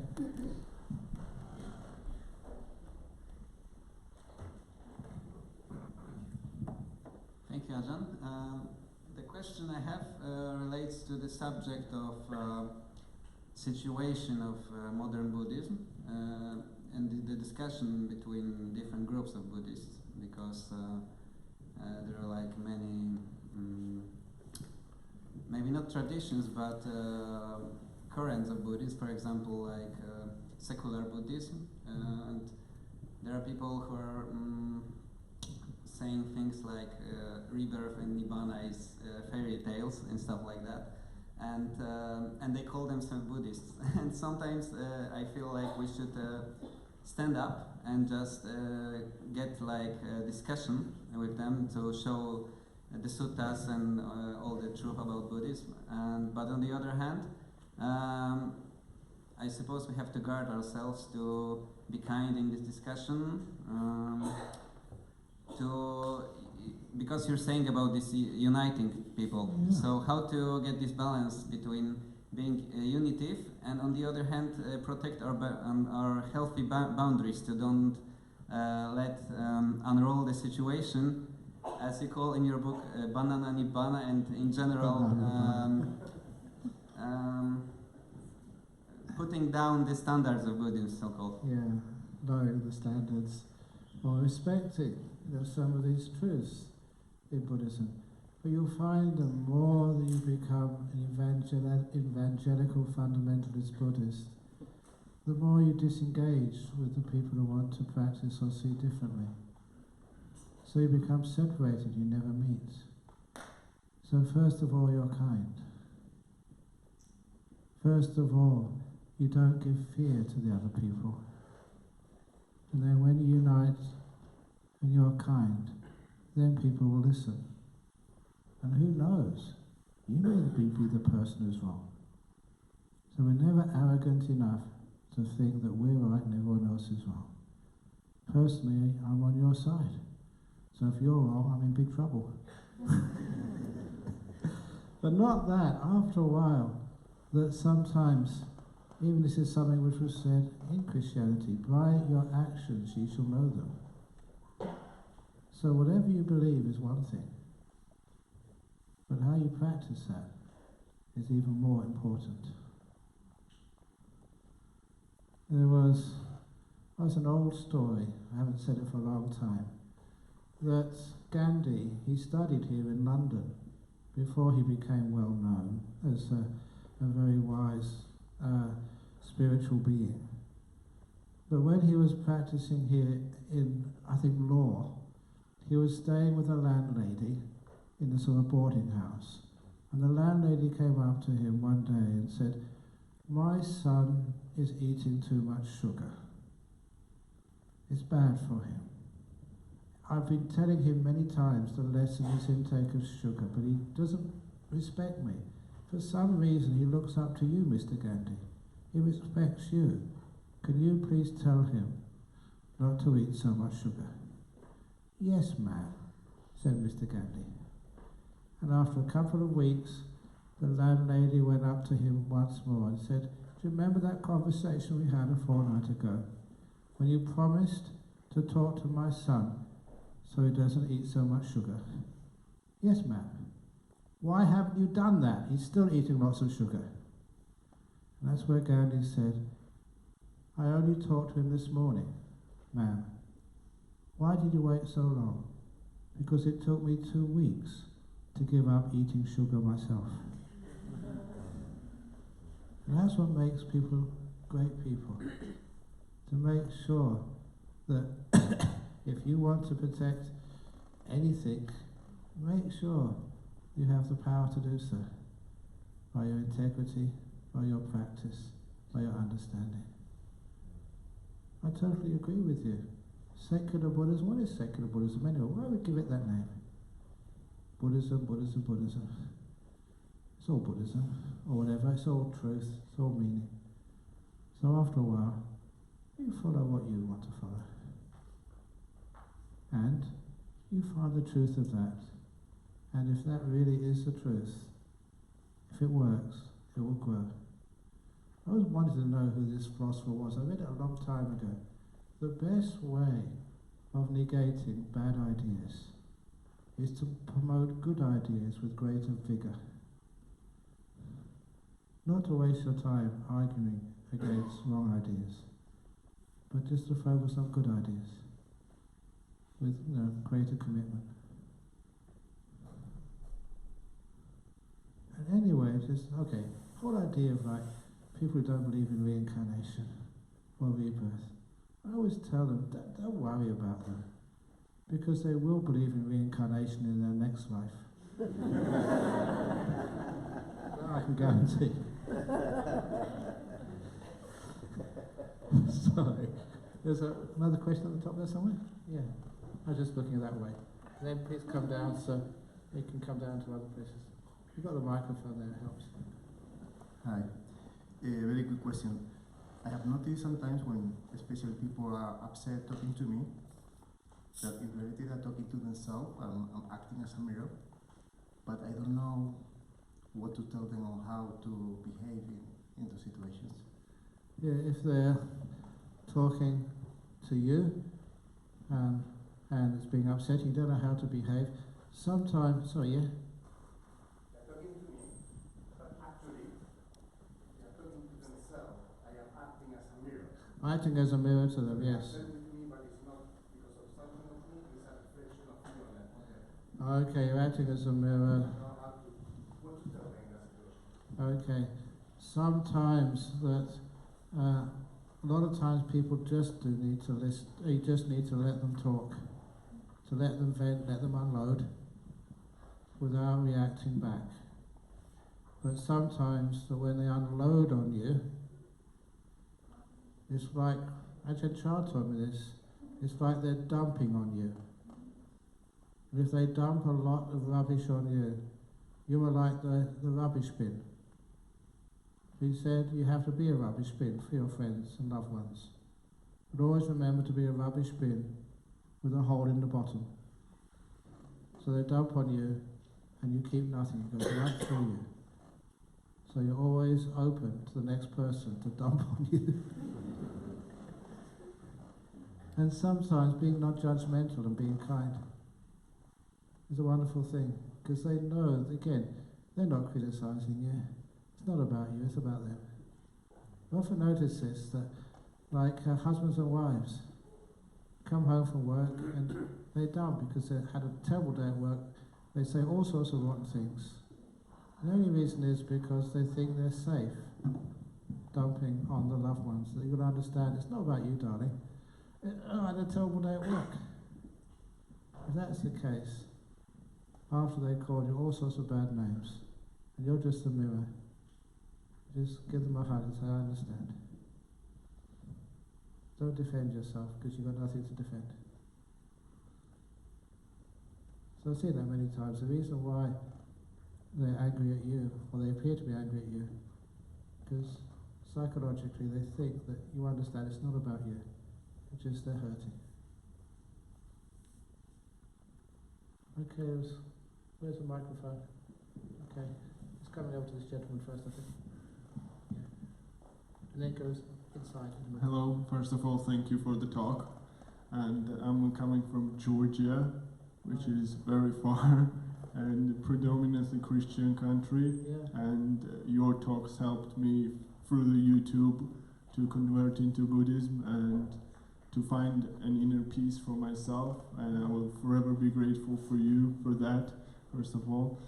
What I want to ask is sort of your recommendations, because for myself, in a way, I have found an inner peace, or more or less, but there are people around me who suffer a lot, and they often rely on me to be that healing. However, some of them have developed this habit of continuously hurting themselves because it's so into their habit that they don't know and how to find another way. And for me, from my point of view, to talking to them about, let's say, Four Noble Truths or Noble Eightfold Path, for them and how to sit in the meditation, it's hard for them to understand. However, they always look up to me in a way that, can you help me? And however, they stay in this circle of pain because that's what they are get used to. So how can I amplify this sort of healing? Well, you're already helping them because that's why they keep coming back. And sometimes that they have that simile of the elephant who lost its happiness. Just associating with good, kind people. Just associating with them. Sometimes it's things they pick up which you don't give them. It's because who you are. And just, you open the door of your heart to them. Say, it hurts me to see you hurt. If that's what you want to do, I give you permission to hurt yourself. What that actually does is actually just totally give them a different way of looking at things. They just can't do it anymore. I say that because that last June I was going to a conference in Berkeley, and they had this wonderful idea that you can pay for a ticket if you can afford it, or you can send a story of why you want to go there for free. And this is one girl, she lost her, I think her mother and father died tragically. She's only about 16 or 17. Sarah, her name was. And she wanted to commit suicide. So she was really at the end. And she listened again to one of the YouTube talks. And she interpreted that it's okay to commit suicide. This is what, I don't know if I said that, but you won't be criticised. The door of my heart will be able to do whatever you do. And that just changed her whole attitude. It was amazingly deep psychology. It was, I love you whatever you do. I'm not going to tell you what to do spiritually. I was just, what she understood was just expanding the boundaries and not demonizing anything. That she would be loved no matter what she did. And that just totally changed her. And of course she never committed suicide, but she said, thank you for saying it was all right to commit suicide. So she never did. Psychology is very profound. And sometimes Even psychologists don't get it totally. But she came to the conference because what she said was what conferences are all about. Not just repeating old stories, but seeing things totally differently. They're hurting themselves. They've already got lack of self-esteem. And by hurting themselves, don't do that. So, it hurts me to see you do that, but if that's what you want to do, you're still my friend. I'm not going to be a control freak, tell you what to do.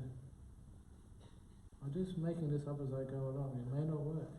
But it's an example of just how you use this wisdom, which doesn't come from the books, which comes from the moment, from stillness and from kindness. Which is really powerful. A few times that having to deal with situations I've never been trained for, never learnt about, it's where I get the saying, never allow your learning to stand in the way of truth. Everything you know about Buddhism, about psychology, drop that. Just be with a person. You say some crazy things. They're coming from peace, they're coming from stillness, they're coming from the heart. And they work in amazing ways. So expand your kindness and wisdom. See what happens. Allow the person doesn't criticize me anymore. I belong like the trees in the forest. And they don't need to harm themselves anymore. Because they're part of things. Rather than being excluded or feeling there's something wrong with them. They don't fit in. Does that make any sense? Yeah. Okay. It's a dangerous teaching, I must admit. But you only do that when you feel it's the appropriate time. Okay. Hi, Ajahn. Yeah. Thank you for being here. My question is related to the words that hurt. What if you talked earlier about how to react when you're on the receiving end and someone is not very kind? What, for example, if I were the person who, in a moment of bad mood, says something and then the other person is not a Buddhist or does not know how to react or how to let go? How do we move on from that? Well, of course, first thing you say is sorry. And number two is to impress upon that person you're with that you're not perfect.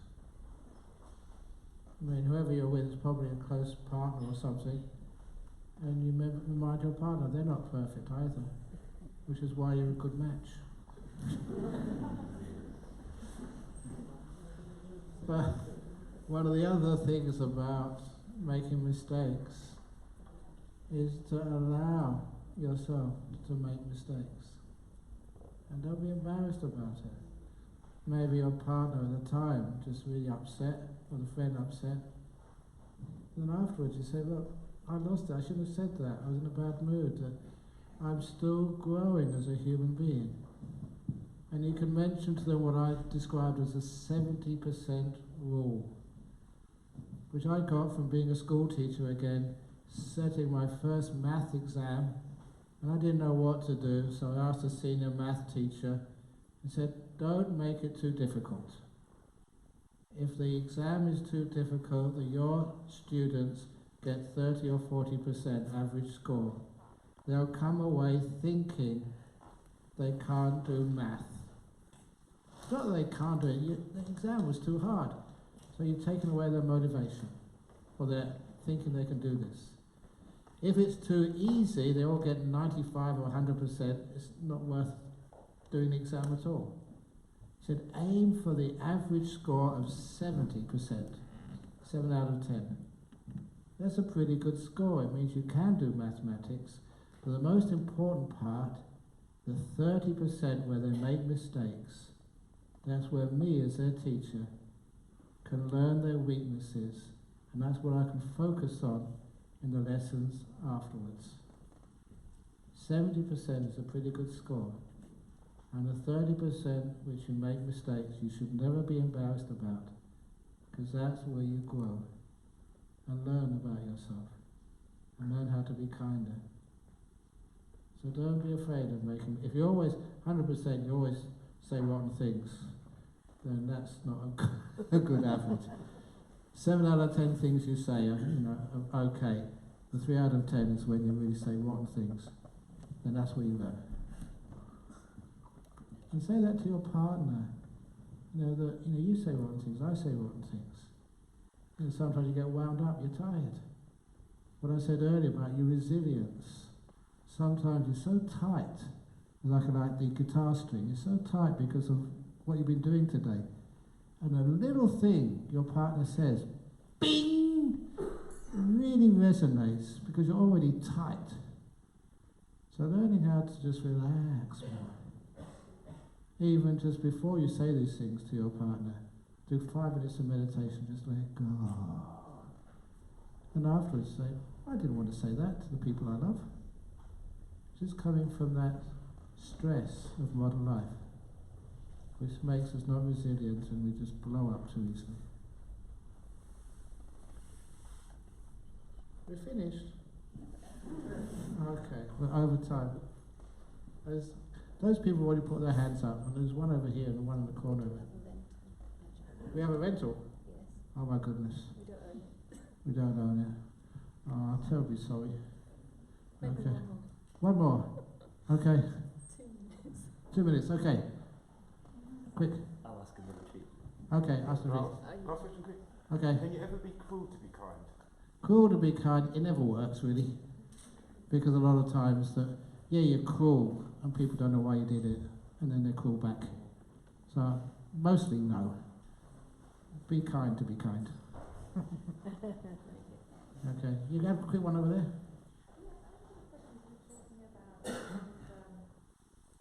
Reconciliation, and today there seems to be a lot of public language that is pretty offensive, whether it's in Parliament, Twitter, presidents, and it seems to be becoming increasingly popular on the street level.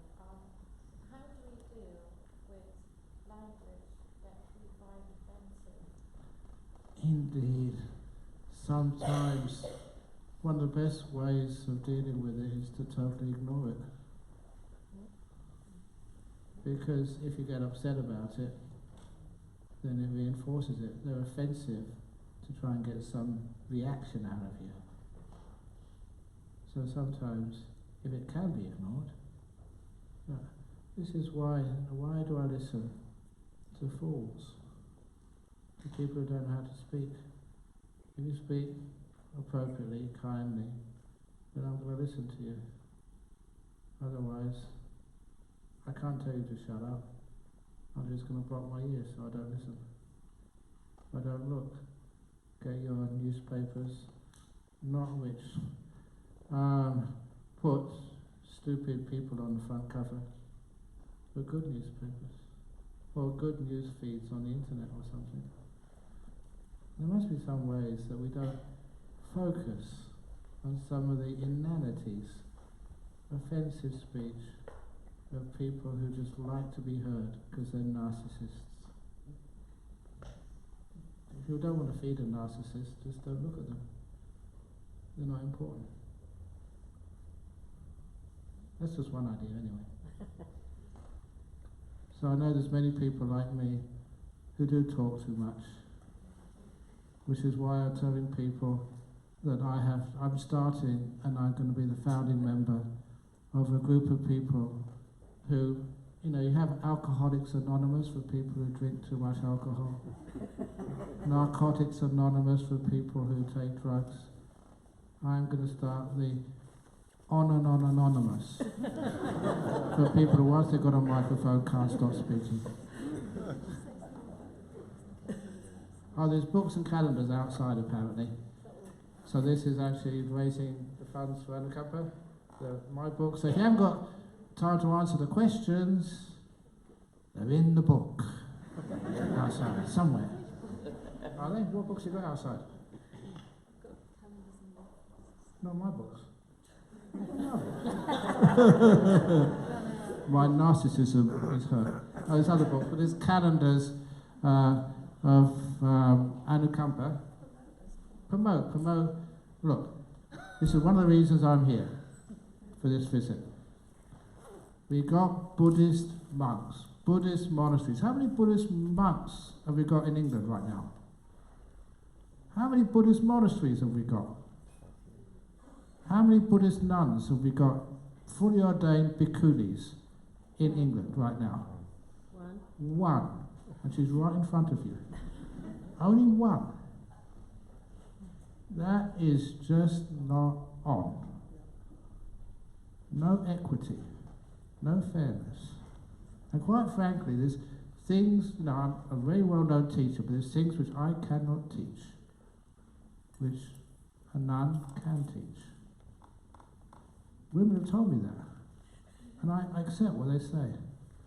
So we need, if we want to get traditional Buddhism, as you were saying over there, as in the time of the Buddha, those great bhikkhunis, Buddhist nuns, in the time of the Buddha, yeah, you got monks, but I want to make sure that if any of you or your children, female children, ever, probably they won't want to be, but if they want to have the chance to be the same as a Buddhist monk, male, they have the opportunity, they have the chance to ordain as a Buddhist nun with all the precepts and the training and the wisdom, not taught by Buddhist monks, but taught by Buddhist women, led by them.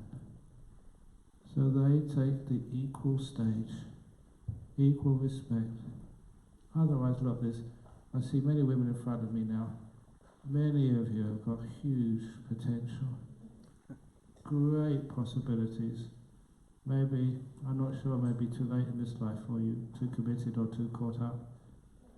But imagine what would have happened if there was great monasteries where you could have gone for a few years or maybe your whole life with women as leaders, women as teachers, women as guides. We'd have doubled at least the wisdom available to a country like this. And it's almost like criminal that hasn't happened yet. But we try to do our best. Venerable Chanda is, what do you call that, endangered species. The only one in Britain. So you better look after her. So looking after her, we started a temple in Oxford. It's only a rented place, but it's a start. So please, at the right time, you can see how you can visit, how you can support. So she's not overburdened and burnt out. It's not an easy life as a monk, especially as only one of you. A lot of responsibility, a lot of organisation. If you can help there and support, sometimes it's not even just a financial support. It's just showing that you care. Showing that you treat a fully ordained bhikkhuni exactly the same way as you treat a fully ordained Buddhist monk. Okay, yeah? Okay. Very quickly. I can't see you, but lights in my eyes. Yeah. Okay, please say. Yes. I was wondering, in a conversation, what if it somehow the other person in the conversation has turned into an argument, and you don't know what the argument is about? How do you react? Yeah, just ask me, what is the argument about? Sometimes you can basically circuit break the argument. Sometimes that's what I use jokes for sometimes. Because when people laugh, we laugh together. We share jokes. So if you do have a repertoire of funny things to say, is one of those funny things you can tell them is that a master's advice to the disciple he told the disciple, never argue with an idiot. And the disciple said, that's not compassionate. And the master said, yeah, I agree with you.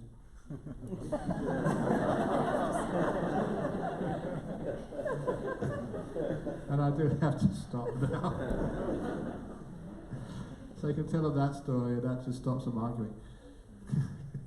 Okay, so thanks again for coming here today, and I wish you all happiness and well-being.